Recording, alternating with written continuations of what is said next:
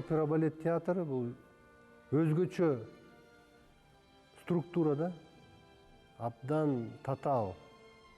Өзгөчө театрга картина сакталган музейлер бар го, ошол классикалык чыгармалар казынасы деп коет да. Мисалы, ошол эле волшебная флейта, Аида, Травиата канча кылымдан бери аткарылып келип атат да.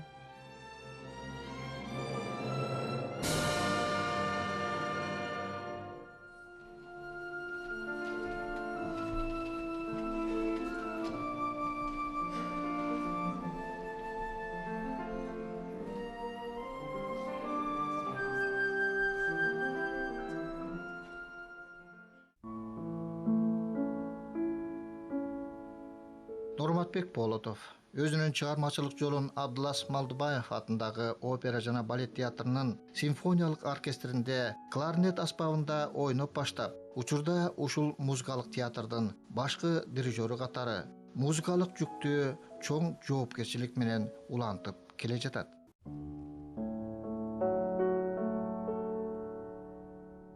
Нурмат 1991 жылы Бүбүсара Бешеналиева атындагы искусство институтуна тапшырган жылдарда Союз урап, маданият тармагы көңүлдүн сыртында калып, өлкө үчүн кыйын кезеле. Белгилүү дирижер Элис Шаршенбаев анын шыгын байкап, Москва консерваториясына аскердик дирижерлукка тапшырууга үндөйт. Бирок ал Нурмат үчүн кыял боюнча калып, 1993 жылы Улуттук консерватория ачылганда, белгилүү тромбончу Зарлык Мамбеталиевдин кафедрасында кларнет аспабы боюнча окуусун улантат. Он тогда играл на кларнете, я была студенткой на кафедре специального фортепиано. У нас был такой предмет камерный ансамбль, и мы участвовали в конкурсе. Я помню, мы исполняли патетическое трио Михаила Ивановича Глинки. Были лауреатами этого конкурса. И мне очень понравилось играть с ним в ансамбле, потому что он очень серьезно относился к этому предмету. И вообще его отношение к музыке мне очень симпатизировало. Всегда он отличался такой какой-то глубокой мыслью, видел так глубоко, очень погружался в исполнение. Но всегда он говорил, что я хочу быть дирижером. Даже играя на кларнете, говорил, что я все равно буду поступать и буду дирижером. Анан мен ушу бүтүп, сразу 96 бүттүм, и мега тапшырып атпайм дирижерлукка. Бирок мен билчү эмесмин да, ойлончу эмесмин да, канчалык бул дирижерлук кесип татаал экен. Может билгенден, түшүнгөндөн кийин балким тапшырбай да, дирижерлукка барбайт болчумун. Биринчи давлерст окутуп баштаган.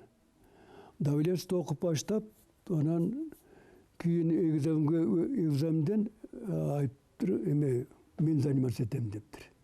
Асанкан.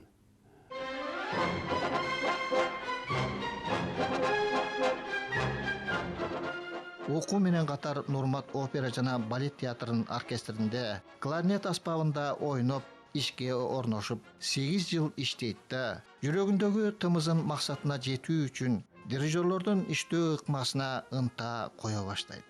Ал негизги ыкманы Асанкан Жумакматовдон окуса да, ошол кезде дирижер болуп иштеп турган Калый Малдабасановдун айтканын дайыма эстейт.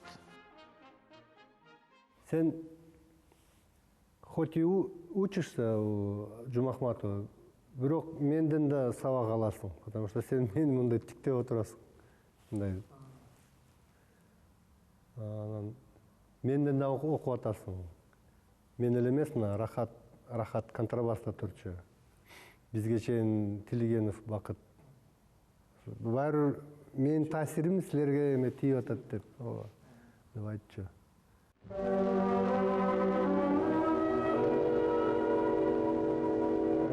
Ну, да не туда смотри, вступать надо, еще раз.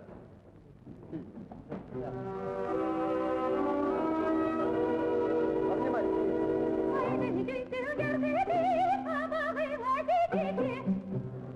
Легче, легче, не тяжелее, не тяжелее, легче. Пожалуйста, еще раз. Прямо 58. С тебя.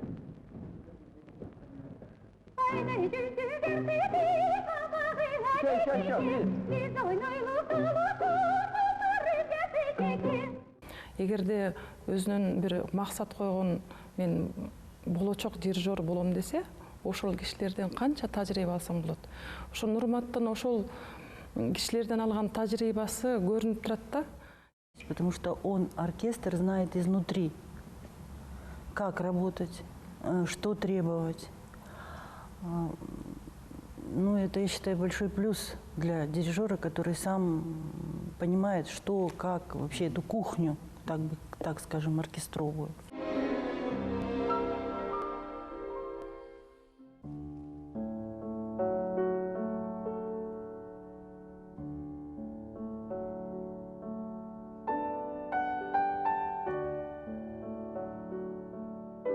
Жылдардын аягы 2000 улуу муун кетип, театрда дирижерлорго мукташтык жаралганда, ошол кездеги театрдын жетекчиси Чолпонбек Базарбаев Нурматты дирижерлукка сунуш кылат.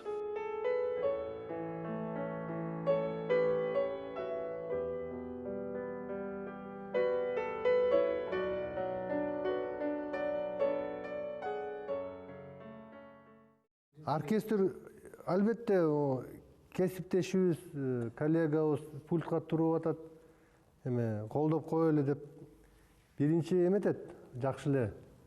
Туура жасап атасыңбы, туура эмеспи, ага карабай эле колдоду аябай эле. Ошо албетте чоң ыраазычылык билдириш керек. Эсимде баягы эле Кошкин дом болуш керек ошо. Кошкин дом опера, балдар үчүн жазылган опера, анан балет Шапиняна деген. Ошолордон баштадым го дейм. Марлен Балаталевич Темирбеков. Кандай балаң деп, мен айттым. Ой, балет салетти дирижер. О, балет это самое страшное это. А там надо точно показать керек. Ошон үчүн ошого берип атат. Значит, балаң жакшы экен деп. Ушинтип айткан эсимде калды да. Потом его первый опыт как дирижерский, потому что я его как раз и всегда пытался, говорю, давай тебе надо все-таки балетные спектакли дирижировать. Я понимаю, ты хочешь оперный, потому что все-таки это как-то, театр оперы, балет, это считается как бы, это в первую очередь идет опера, музыкальная, в смысле, самое главное идет. Потому что балетным дирижером, это, я считаю, намного быть сложнее. Чем опера? Да. Есть свои нюансы, и там тоже сложно, и здесь сложно. Просто не каждый дирижер может стать балетным дирижером.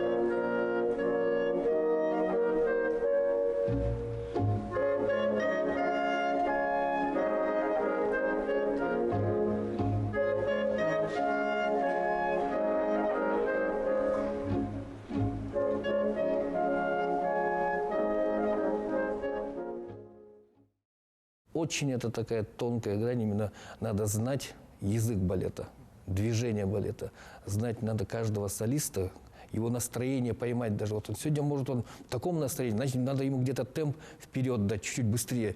Сегодня он как-то, там может какая-то травма, наоборот, ему как-то придержать где-то, дать ему больше где-то отдохнуть.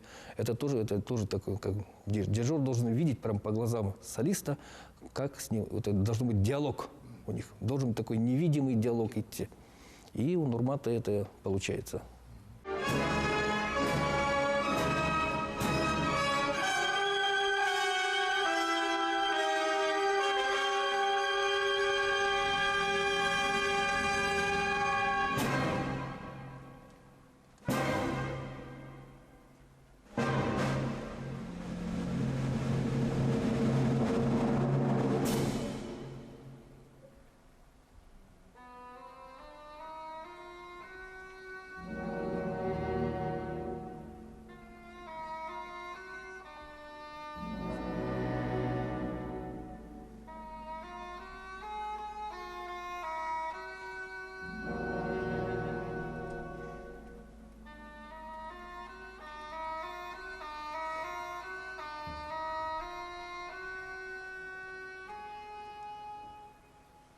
Балетте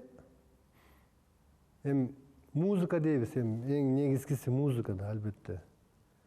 Бирок баары бир балетте биринчи иретте бийчи турат, бий, хореография. Ана хореография, бул хореографический текст деп коет. Ошо менен бирге жана аткаруучу.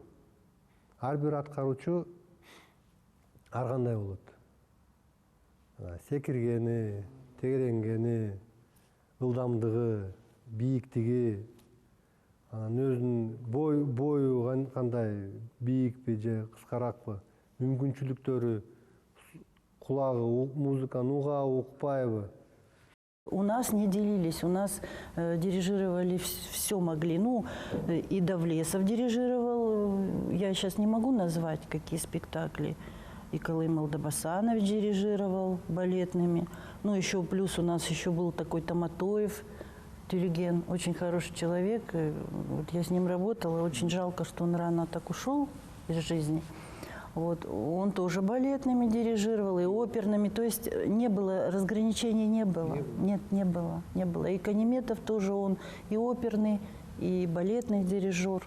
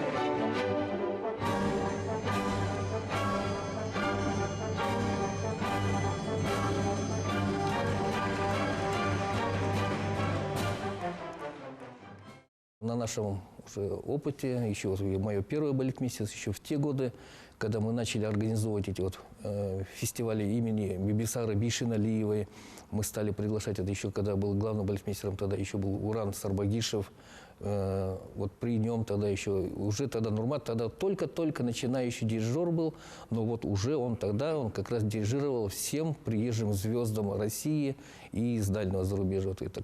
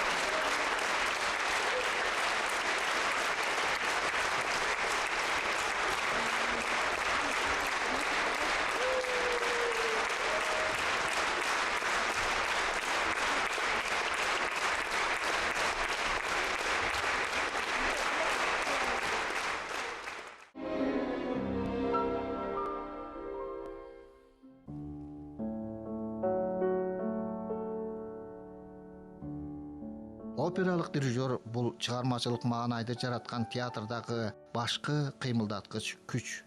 Дирижердун дараметине жараша калгандары да түздөнөт. Ал эми башкы дирижерлуктун иши андан да жооптуу. Тоже боишься сказать, железный или не железный? Здесь бы надо бы к такому произведению, названию приступаем, в жертву надо было принести кого-то. Значит, вступление. Сразу, если кого-то чего-то нет, рассказывайте, потому что мы должны в самом начале устранять это, да, все? А у нас есть и пролог, и вступление. Очень интересно. Зато поищи, может быть, есть. В серединке поищите. Марин, там есть что-нибудь? До пролога есть вступление.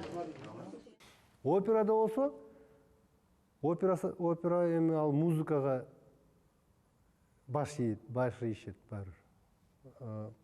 Биз бир тилде сүйлөшөбүз. Бир музыкантпыз, ырчы, анан оркестр, дирижер.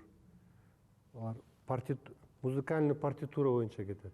Биз Нурмат Тулкунзаевич менен Бородиндин князь Игорь деген чоң чыгармасын бирге иштешип бирге чыгарганбыз. Князь Игорь операсын чыгарганда жакшы бизде билесиңер Эмин Жылкиев атындагы опера фестивалдар 1-2 жылда бир жолу жүрүп атышпайбы. Ошо биздин кесиптештер, Россиядан, Казакстандан келген кесиптештер ошо спектакльди күбө болуп кеткенден кийин айтышты. Азамат сыңар ушундай чоң чыгарманы мындай чыгармачылык деңгээлде алып чыгыптырсыңар, ушу театрыңар Азамат экен. Албетте ушу театрды мактап, театрга сын пикирин айтып атканда адистер биякта чындыгын айтыш керек. Ол башкы дирижердун иши зор.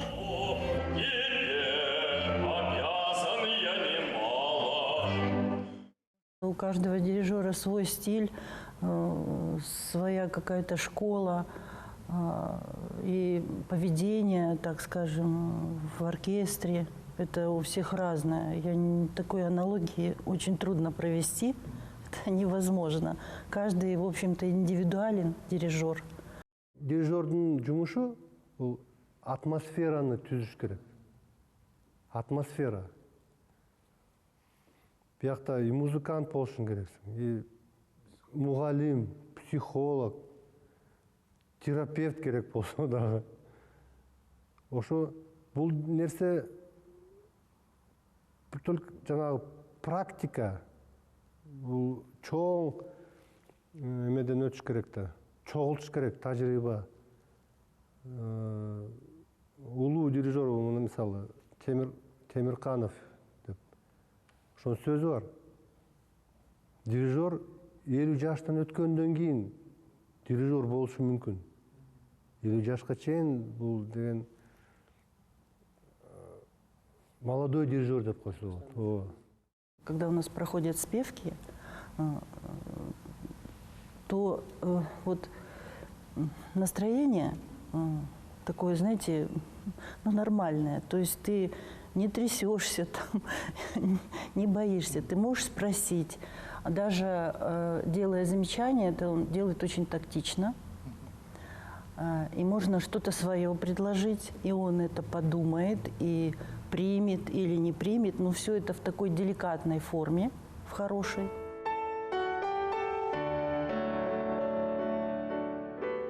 Андан сырткары дагы дирижердун да бир көрөгөчтүгү болуш керек. Мисалы үчүн ошо операны коюлуп атканда, же болбосо жүрүп аткан операга жаңы составдарды даярдап өзүнчө иштеп атканда, ошол көрөгөчтүгү солисттерди карап, солисттер менен иштеп атып, анан ушул партияга ушул ырчы кандай болду экен деп ойлонуп, анан ошону чогуу кеңешип, сүйлөшүп туруп анан даярдап алып чыкканда, оюндагыдай болуп, ошо дирижер каалагандай, дирижер өзүнүн ичинде көргөндөй болгон каарман ошондой солисттин ушундай сонун образдар чыга келет да.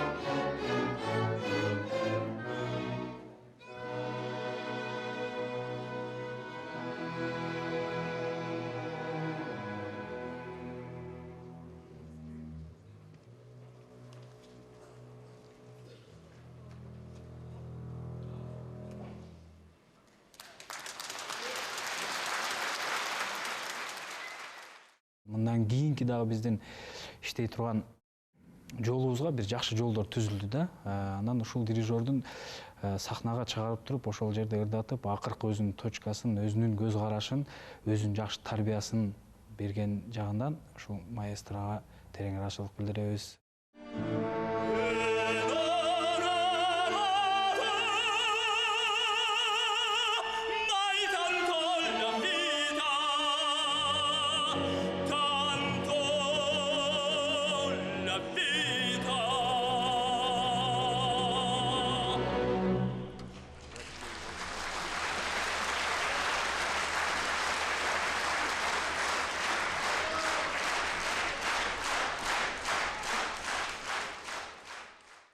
Мисалы, ар бир музыкант оюн билип туруш керек, деңгээлин билип туруш керек. Анан ушу оркестрди, мисалы, хордун артисттерин, солисттерин баарын бир баланска келтириш үчүн буга аракет кылыш керек, иштеш керек.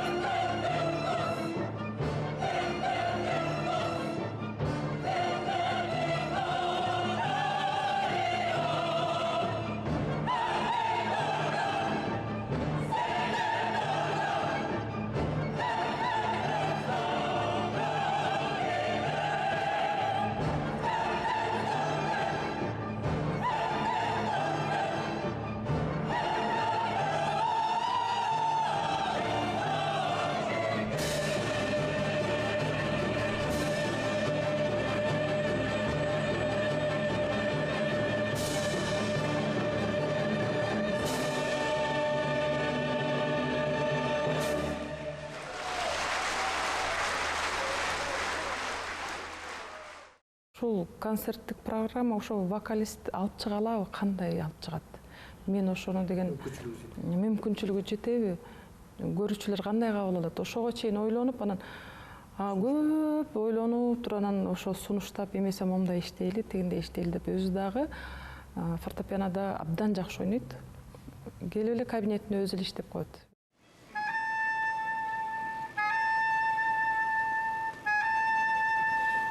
Dormirò sol nel manto mio regal, quando la mia giornata è giunta sera. Dormirò sol sotto la volta nera, dormirò sotto la volta nera, l'anella bella dell'Escurial.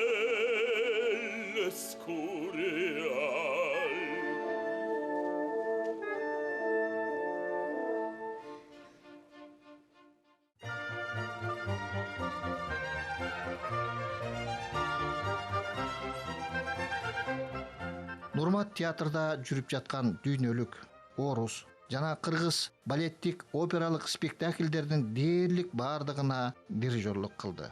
Жана Петро Масканинин «Сельская честь», Глазуновдун «Раймонда», Морозовдун «Доктор Айболит», Сталбек Бактыгуловдун «Алтай канышасы», Малдабасановдун «Маңкурт», Шопендин «Шопениана» балеттерин койду.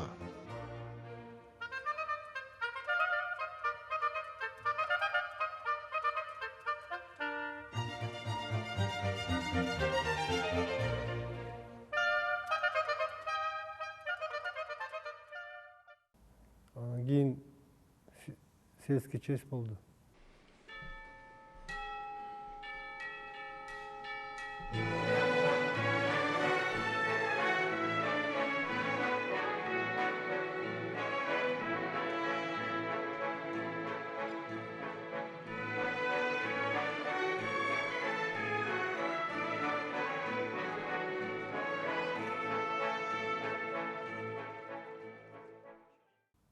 Коюлган эмес ушу биздин театрда. Бул биринчи жолу Кыргызстанда театрдын ичинде коюлган. Аябай бул кичинекей бир актылуу опера болгондон болсо дагы, бирок ичинде канчалык хор татал, бир монтип туруп үч операга майдалап туруп эметсе бөлсө болот. Бул абдан ар бир номери өзүнчө бир эме, бриллиант да. Абдан чоң опыт болду ошол.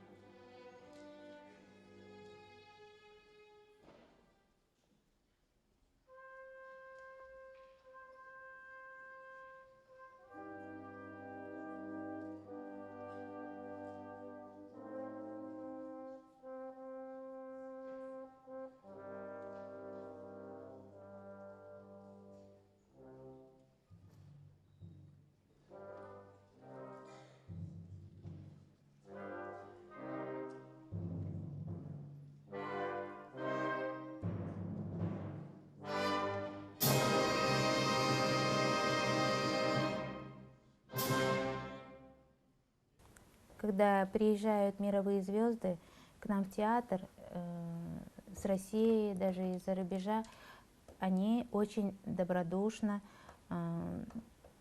положительно относятся о нашем театре, о нашем оркестре, о Нурмате, когда он дирижирует. То есть они не считают его совершенно каким-то провинциальным, а достаточно таким сильным на уровне, можно даже сказать, на мировом уровне некоторые отзываются.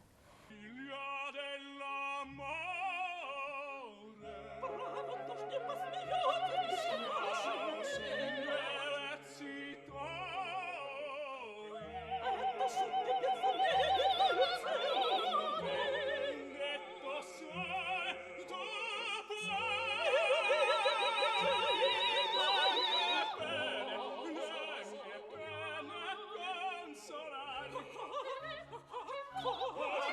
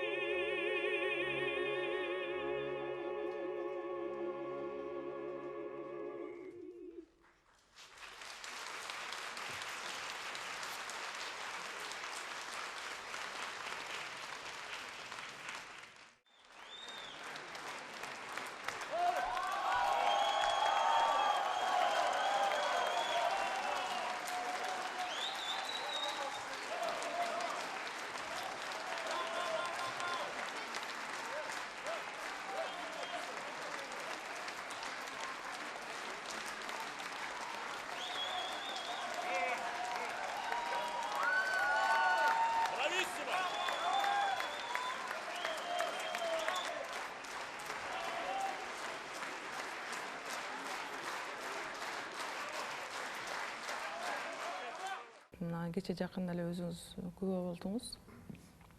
Бизде турне өтпөдүбү? Италиядан келишти, Римден келишти, Токиодон келди, Кытайдан келишти, ырчылар, дирижерлор. Биздин оркестр менен иштеп атып, Европадан эч кандай айырмасы жок оркестр экен дешти. Баягы эми Орто Азия, Бишкек, чет жак, булар эми ушу кандай болду экен деген бир күмөндөр, суроо менен келишет да.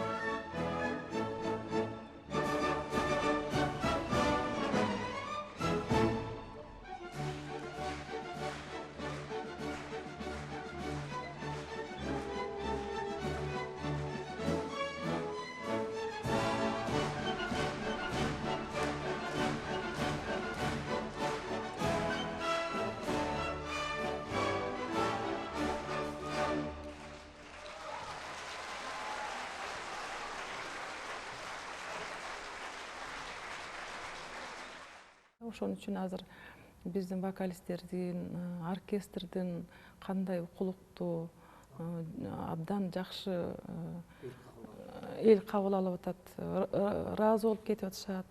Анан бул ушу дирижерүң кандай болсо, концертибиз да ошондой болот, спектаклибиз да ошондой болот.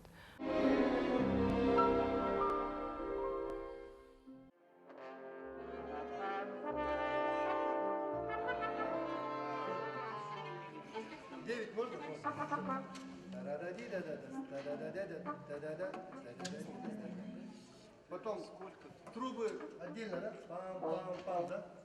Во втором такте. Нет у нас.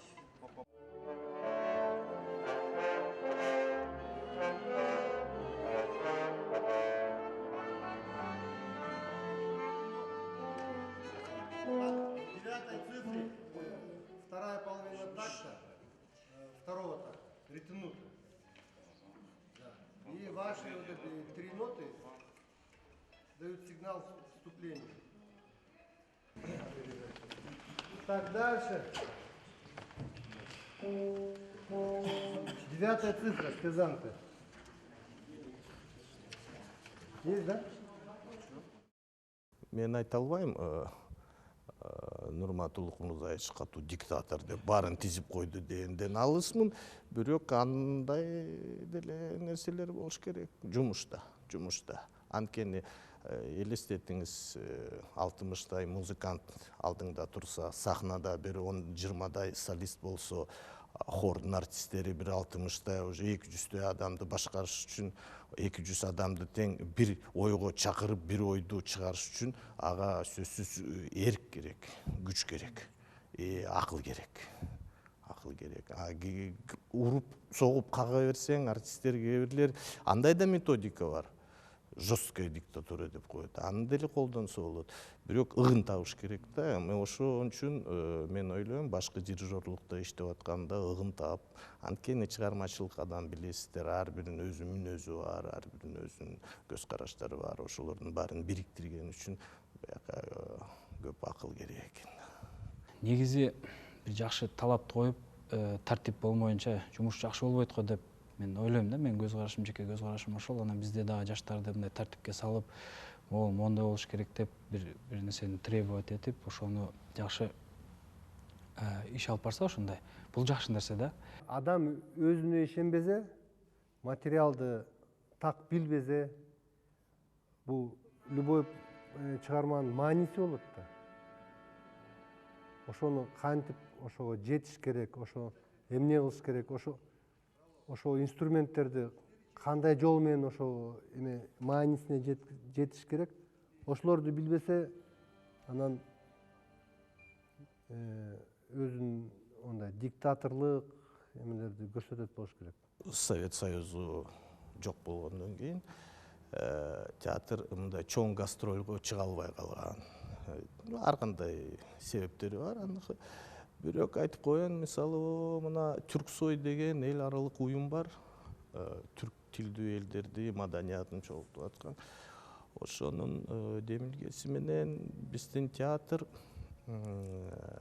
Турцияга Аспендас театрга гастрольгө чыккан, Шылкунчик балет менен ошондо оркестр, балет артисттери ошону жетектеп Нурмат Болотов, анда башкы дирижер эмес эле, жаш адис болуп атып, ошо киши алып барган. Ошо Аспендаста оркестр менен өзүнүн чыгармачылыгын көрсөтүп, өзүн ошо чоң фестивалда. Ошондой жеткинчиликтерге да күбө болгонбуз. 20 000 көрүүчү абдан жакшы кабыл алып, ошол жерде эс алчу курортто. Лондондон музыканттар ошо болуп калыптыр, ошо спектакльде. Ошолор келип өзүнүн жанагы эмесин айтып, ыраазы болушкандыгын. Постоянно смотрим концерты, выступления оперных звезд. И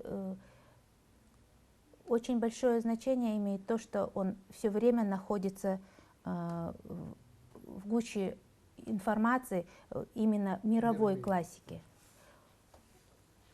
Знает, где какой концерт проходит. Все время ищем по интернету какие-то новые премьеры, оперы, балеты. Тилекке каршы канча жылдан бери аракет кылып атканбыз ушу стажировкага. Анткени дирижерлук башка оркестрге, башка театрга, башка солисттерге барганда кичине жаңы дем алыш үчүн ошонун өзүн керек болуп атат. Бул мындайча айтканда саатты текшеребиз го, могу московский время. Бул деген дүйнөлүк классика деген деле ошондой. Бул абдан эме Вена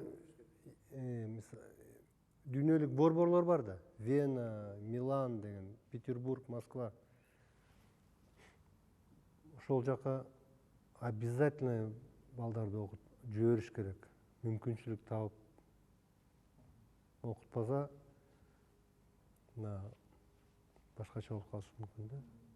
Еще очень, конечно, он хочет, чтобы выступали артисты оркестра сольно. Тоже была такая задумка. Выступали, как исполняли оркестры для какого-то инструмента с оркестром. Да, это тоже совершенствует музыкантов.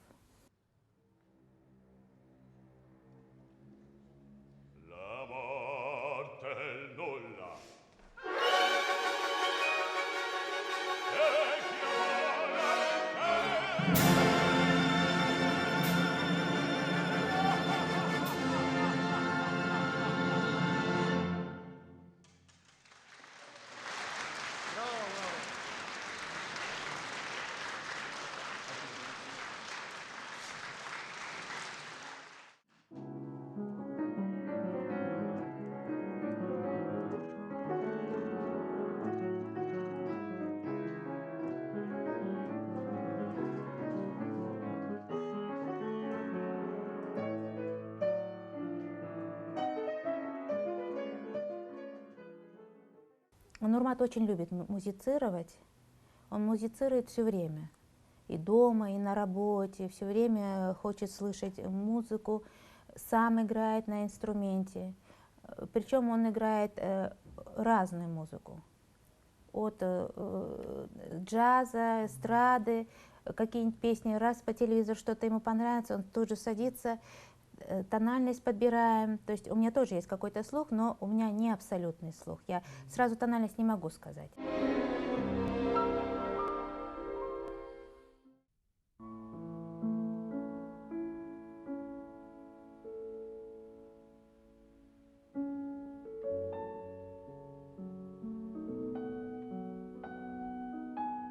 Архив. Это его папа считается как бы уже архив, это уже легенда, это уже золотой фонд нашего кыргызского искусства. Поэтому, конечно, как бы в этой семье и должен был родиться тоже такой продолжатель, музыкант, как Нурмат. И Нурмат, я думаю, с честью эту он продолжает дело отца своего, он слушает отца, советы, то есть он продолжает именно эти традиции отца.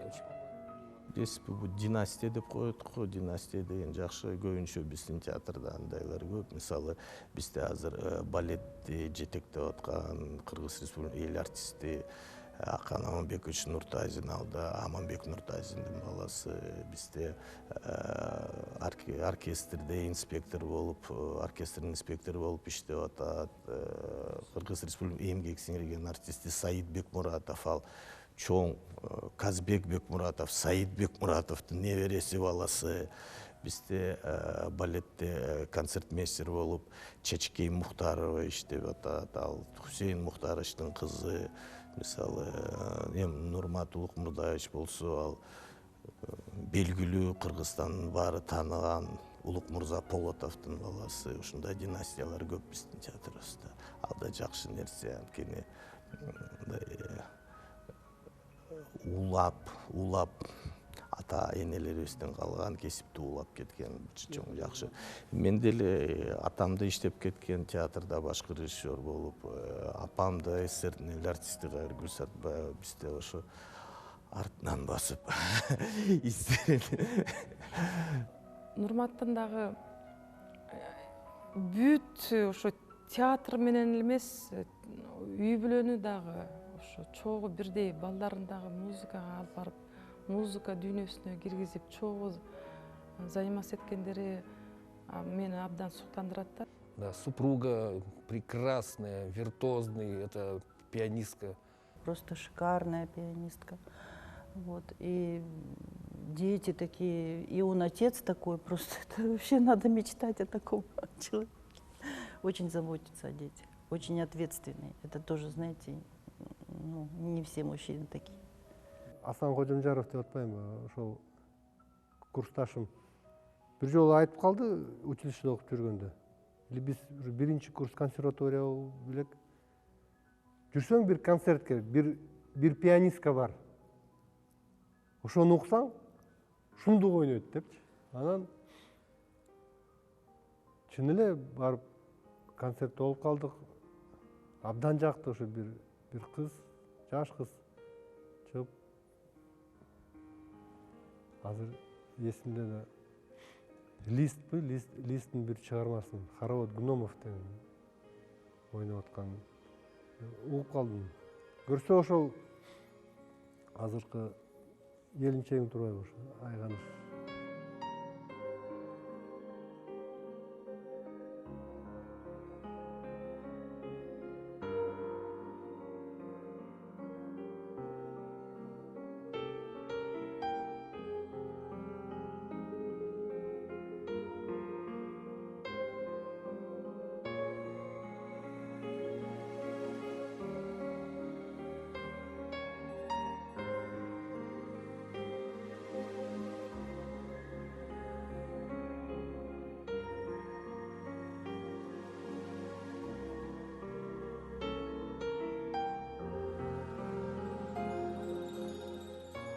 У нас 3 детей, и я считаю, что Нурмат очень любит детей, очень любит быть дома с детьми.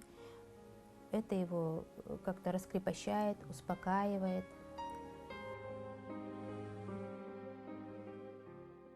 Акыркы жылдары байкап калдым да. Үйдөн чыгып алып, үйгө жумушка көздөй абдан тез басам да. Жакын турабыз да, бир 2-3 остановка. Жөө келем. Жумуштан чыкканда үйгө көздөй дагы ошол темп менен кетем. Ошол көрсөткүчкү дейм. Туура кесипти тандаганыңды, анан туура жолдошуң тандаган ошол көрсөткүч деп ойлойм.